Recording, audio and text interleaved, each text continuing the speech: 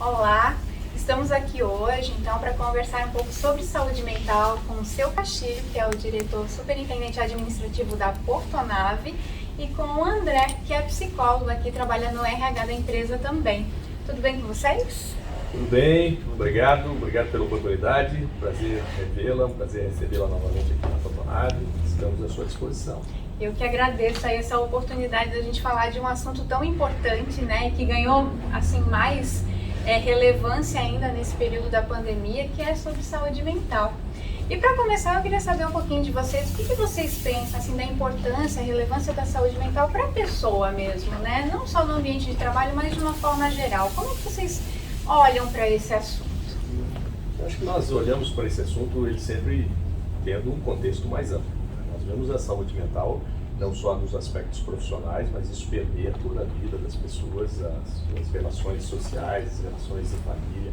Isso precisa estar em equilíbrio, precisa estar sendo controlado ao longo do tempo. Então, para nós, isso é fundamental que nós tenhamos essa visão aqui da empresa também e olhando esse aspecto mais amplo aí de todo o profissional que está conosco. Então, mais do que nunca, no momento em que vivemos, é um fato muito relevante. É bacana, você fala, né, da questão da empresa também, né, da pessoa aqui dentro da organização. A gente sabe que os profissionais, né, as pessoas acabam passando a maior parte do tempo no ambiente de trabalho mesmo, né, do seu tempo produtivo, aquele tempo que a gente não está dormindo, né, do nosso dia, a maior parte é no ambiente de trabalho.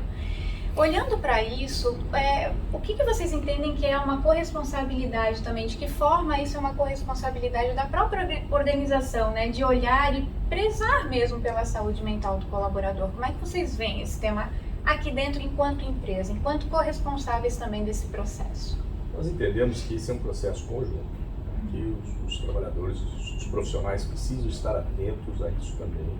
Nós, como empresa, temos esse papel de acompanhar, de tentar ter um trabalho preventivo e de olhar isso um pouquinho para frente, porque nós esperamos os profissionais por bastante tempo aqui conosco. Então nós preservamos muito essa capacidade de ouvir, essa capacidade de abrir o diálogo com esses profissionais, entender o que está influenciando na condição de trabalho dele de maneira geral e colocar profissionais, está aqui o André que representa aí o nosso time de RH voltado para isso, temos profissionais qualificados, capazes de identificar eventualmente alguma divergência, algum ponto que não está em equilíbrio aí no profissional. Nós temos, sobretudo, uma atividade bastante intensa. Trabalhamos 24 horas por dia, todos os dias do ano aqui no terminal. Então isso demanda ainda mais essa dinâmica. As equipes estão ao todo tempo interagindo, nós estamos interagindo também com a própria comunidade. Então precisamos ter um grupo de profissionais bastante equilibrados, bastante focados, né? E temos profissionais como o André, que pode aqui também complementar. André, por favor. Bom, em relação a esse aspecto, como a gente passa de fato, né, como tu falou, a maior parte do nosso tempo, um terço da nossa vida no trabalho, é importante, como o Castilho falou, a gente lembrar os funcionários, né, os colaboradores, que eles têm uma vida depois aqui e que eles precisam ter esse autocuidado. E às vezes o nosso papel é de lembrar isso, né, para que eles possam olhar para isso com carinho, porque eles passam esse tempo que eles estão aqui se doando, né, querendo aumentar a produtividade, entregar o seu máximo, e cabe, né, ao time de RH, aos psicólogos, a gente ter esse olhar de cuidado, de dar esse acolhimento, de fazer, né, se for preciso, essa identificação e dar todo esse tratamento, né, de saúde para eles, né, dar esse primeiro atendimento é muito importante. Que bacana. E acho que um complemento aqui, que a responsabilidade não é só do André como profissional, não é só do time de RH, esta é uma missão de todo o nosso grupo, dos supervisores, né, dos gerentes, de diretoria. É uma missão que, embora nós não tenhamos essa visão técnica de entender esse processo como os psicólogos, como os profissionais, mas nós conseguimos olhar para o comportamento, para as atitudes e eventualmente alertar, chamar a atenção de alguma coisa, e as próprias equipes que conhecem os seus parceiros de equipe, de turno, de profissões semelhantes, então eles conseguem identificar eventualmente alguma coisa que possa não estar bem e principalmente alertar. Então nós temos feito isso, inclusive nos nossos diálogos diários de segurança, esse é um assunto abordado. Nós não estamos só no trabalho formal, de olhar para os aspectos e ter um curso. Isso é do nosso dia a dia. E eu acho que a saúde mental ela permeia muito isso também, essas condições de trabalho, é o dia a dia, né? Não é especificamente só uma ação, né, isoladamente também nesse processo, nesse contexto, mas é o dia a dia, é o clima, né, é a questão das horas, da sobrecarga de trabalho, enfim, né, de todo das condições de fato de trabalho que hoje, né, se apresentam para o profissional. E entendendo que aqui a gente tem na operação, né, vocês têm um risco grande também, né, o quanto isso é mais importante ainda, porque há o perigo aqui também, né, então essa questão de prezar pela segurança e pela saúde do trabalhador, não só no âmbito físico, mas mental também nesse processo. A gente estava falando da pandemia, né, no começo dessa nossa conversa. A pandemia, ela veio e ela, infelizmente, né, ela acelerou aí alguns processos de adoecimento mental, como a depressão, casos de transtorno de ansiedade, o próprio estresse, né.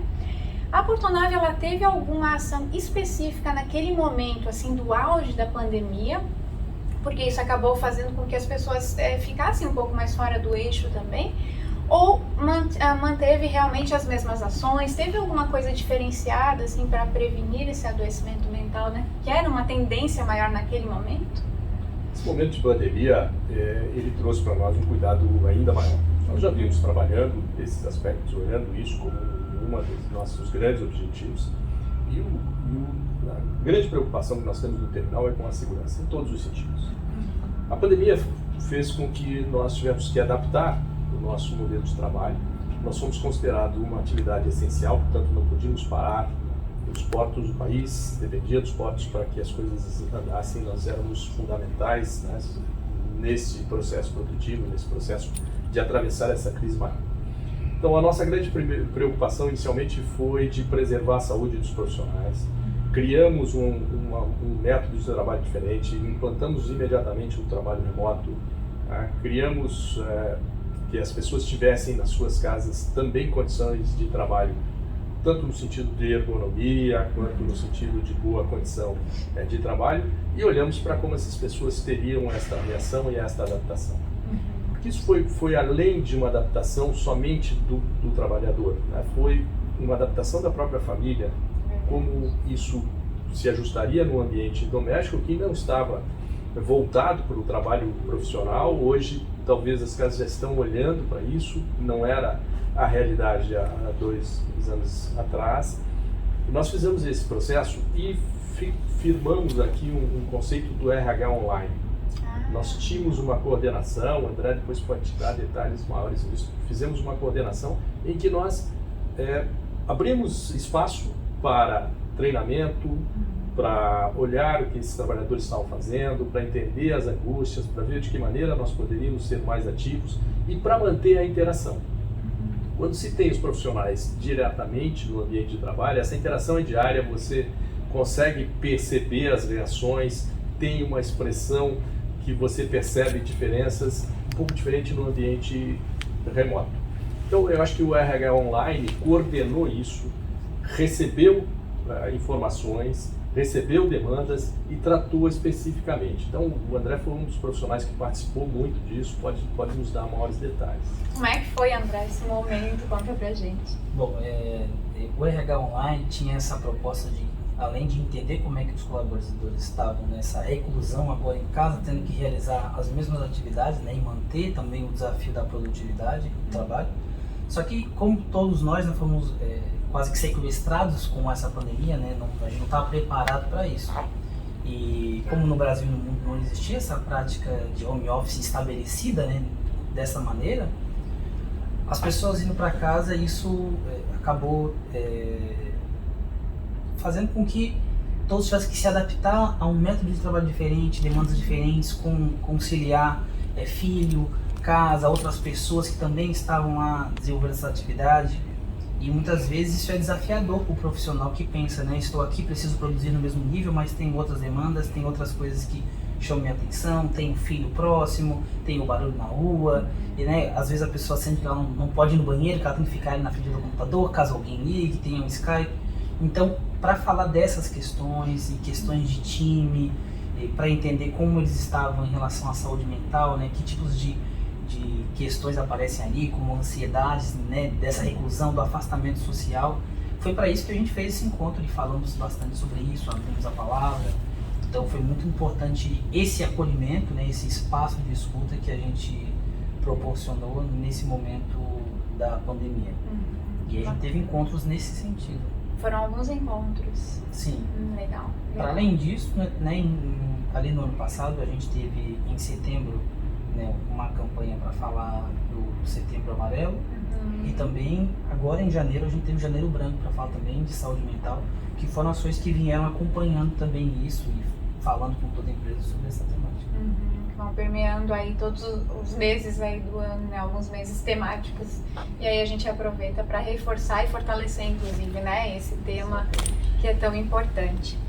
O que vocês percebem hoje que são ganhos quando a gente escuta o colaborador, quando a gente olha para ele, quando a gente faz esse acolhimento? Que ganhos que vocês entendem que vocês têm enquanto empresa, né, com esse tipo de ação, assim, pensando nos profissionais?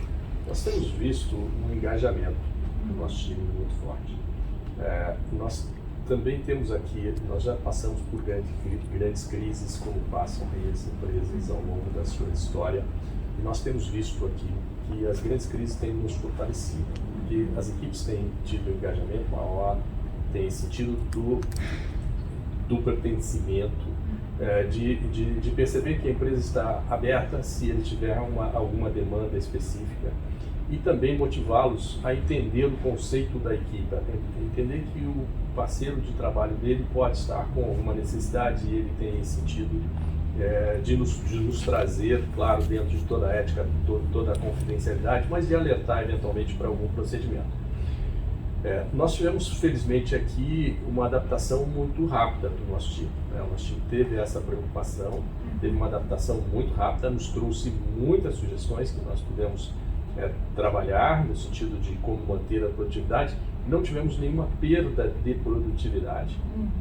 Conseguimos, pelo contrário, tivemos algumas oportunidades que nós pudemos fortalecer o nosso negócio, crescemos como negócio nos últimos 2 anos, foi o terminal de contêineres que mais cresceu no país nos últimos 2 anos, mantendo nível de qualidade, nível de segurança, nível de produtividade.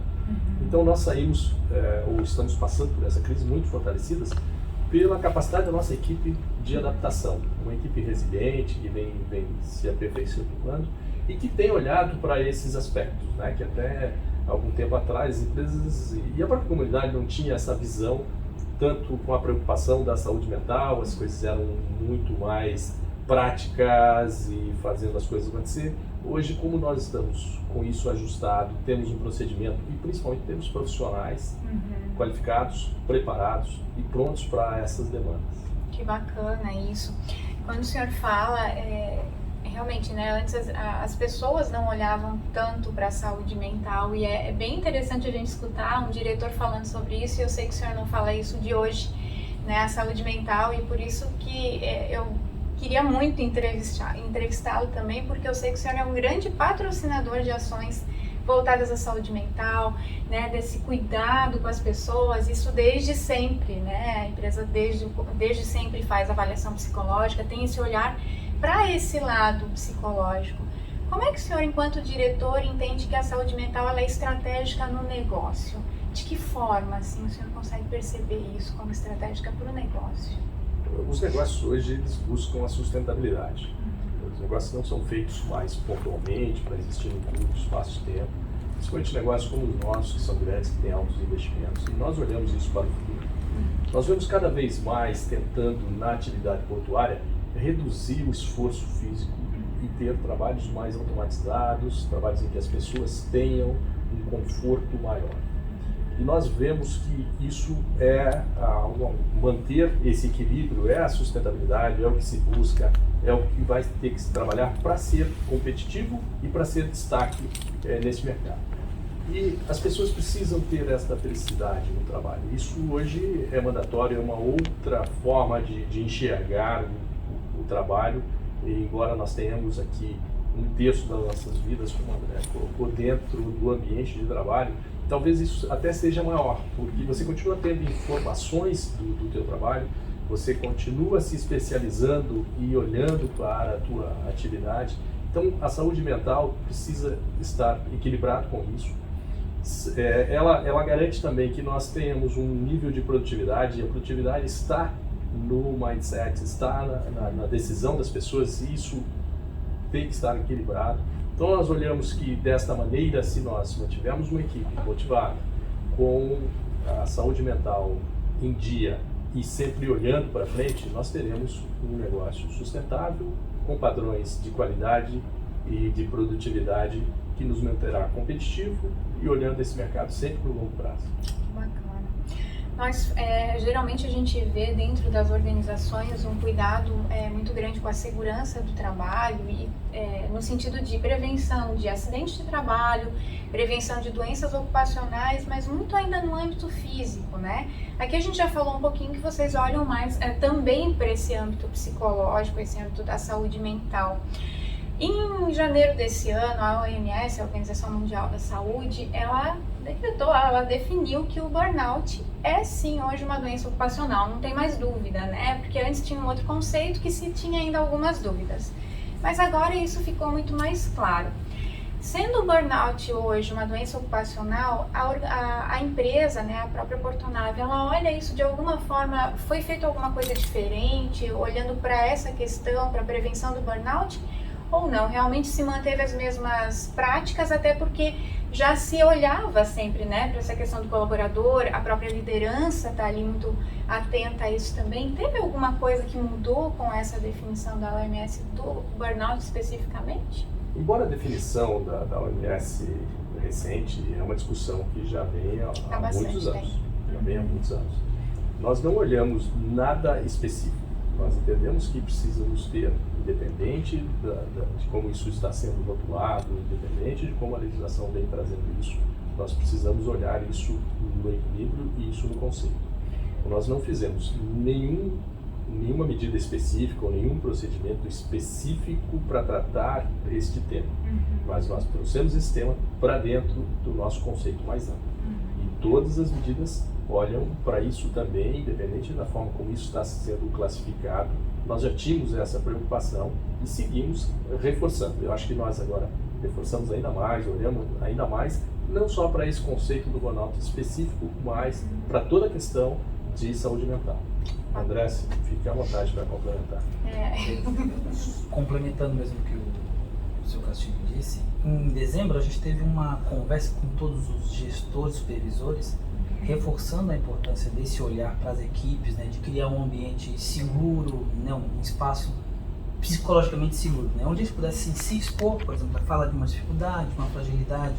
E esse papel, né, do Castilho, que é uma diretriz que desce, né, e a gente vai na empresa como um todo olhando para esse aspecto, né, é o que a gente já tem feito, né. Então a gente não teve um olhar específico dada a demanda da mudança da normativa. Mas a gente continua reforçando essas atividades e essa fala junto aos gestores, aos colaboradores, porque a gente precisa ter essa parceria com nossos colegas, né? O nosso colega pode ou sinalizar, ou, né, aconselhar o outro colega a buscar ajuda, né, direcionar o RH.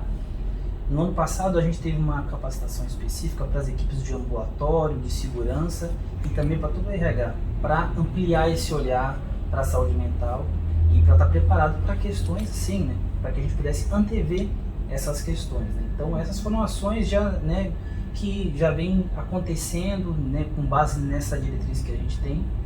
Então, mas a gente não teve, né, realmente nada específico, né, como você falou. Porque isso já está na cultura de vocês. Exatamente. Também, né? Já faz parte da cultura de saúde, né, segurança, enfim. Pensando agora, o que vocês falariam como não um conselho, mas uma sugestão, uma orientação para CEOs, para diretores, para executivos de empresas que ainda não despertaram para esse olhar da saúde mental? O que vocês poderiam deixar assim, de mensagem para essa linha de gestão? Eu acho que o próprio mercado de trabalho está levando com que todas as empresas se preocupem com isso. Hoje nós temos os profissionais olhando para que empresas eles vão trabalhar. Que empresas que eles querem. Nós estamos invertendo eventualmente uma ordem que era aí no passado, né? E hoje os profissionais olham e procuram adequar os seus pontos de vista, os seus valores à cultura das empresas. Então me parece que as empresas terão uma dificuldade maior de ter bons profissionais se não estiverem vinculadas a essa nova mentalidade, que já não é uma nova mentalidade, que é uma mentalidade que já vem aí há alguns anos, essa geração tem acelerado ainda mais. Então, o que nós hoje temos procurado fazer é ter um debate como estamos tendo aqui, ou uma conversa como estamos aqui em todos os âmbitos, tá? Dentro com empresas parceiras, com empresas que nos procuram também para debater. Eu acho que é importante que as empresas procurem observar aí as boas práticas, nós temos excelentes cases aí no mercado com relação a isso, é um caminho para se fazer, e que imediatamente incluam isso dentro dos seus valores, dentro dos seus objetivos, para tornar essas empresas muito mais acessíveis, e que essas empresas também possam estar mais abertas para o mercado. Eu acho que essa é a tendência inevitável, inexorável. Nós vamos todos ter que estar muito equilibrados, e talvez a pandemia veio aqui para fortalecer isso, para nos mostrar novos caminhos, para preparar os nossos profissionais também para condições diferentes, e que isso vem não só da diretoria, né, de toda a equipe, todos os gerentes, de toda a nossa base, e juntos nós vamos tornar as empresas mais sustentáveis. Legal. Até para a gente entender que saúde mental não é um custo, né? É um investimento, e que a gente tem resultado com isso também, né? Com certeza. E se a gente fosse dar alguma orientação, algum conselho, alguma palavra para os RHs, como os RHs precisam chegar, falar disso estrategicamente, assim, com o seu gestor, com a alta gestão da sua organização? Vocês teriam alguma orientação para isso, assim, para convencê-los da importância? Eu espero que o André esteja convencido disso, eu vou deixar ele falar na frente. Bom, um conselho que caberia aqui, né, aos RHs é manter a porta sempre aberta, né, estar preparado com esse olhar, né, de acolhimento, de amor, e sempre que possível que isso esteja alinhado com a diretoria, com as motivações corretas, né, de ser um atrativo e uma ferramenta de retenção para os colaboradores, né.